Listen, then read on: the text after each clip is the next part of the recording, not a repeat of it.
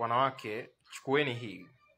Moja ya kitu ambacho mnatakiwa kuweza kukifahamu ni kuepuka kujali sana, kuepuka kujitoa sana kwa mwanaume.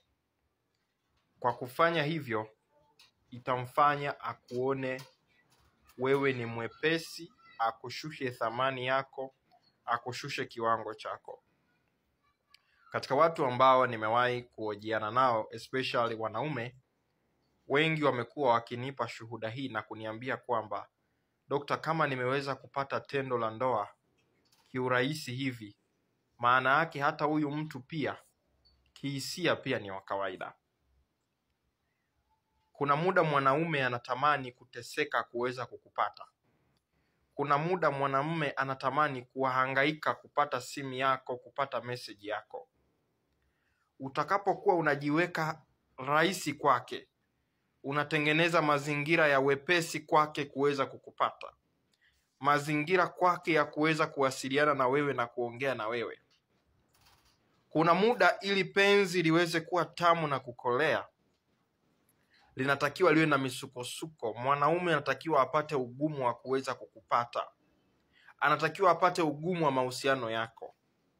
Ina uwezekano mkubwa unayenitazama hapa sasa hivi umewahi kuumizwa, iwe ni mwanamke. Umewahi kuumizwa zaidi ya mara 2 mara 3, na umekuwa ukifanya haya makosa kwa kuonyesha kujali sana, kwa kujiweka available sana kwa huyo mwanaume. Imefika mahala huyu mwanaume ameona kwamba wewe thamani yako ni ya kiwango cha chini. Mwanaume anatakiwa kuhangaika. Dada mmoja akanifuata juzi ofisini kwangu, ananiambia, Dokta, huyu mwanaume ni mchumba wangu, ameniahidi kwamba tutaoana mwezi wa 5 na sasa hivi ni mwezi wa 6. Naona muda umeenda, Dokta, nifanyaje? Nimechanganyikiwa. Nikampa ushauri huu ambao nakwambia na wewe hapa. Mwanaume ndiyo ambaye ana wajibu wa kuweza kusumbukia ndoa, sio usumbuke wewe. Yeye ndio anatakiwa awajibike kuweza kuhakikisha anafunga ndoa na wewe. Yeye ndio anatakiwa awajibike kuweza kuhakikisha anautamani mwili wako ili aweze kufanya haraka vikao vya harusi, afunge ndoa, akuweke ndani. Ukimpa mwili wako kwa urahisi, ukimtengenezea mazingira ya kukupata kwa urahisi, tambua kwamba umepoteza thamani yako kama mwanamke, umejishusha thamani yako.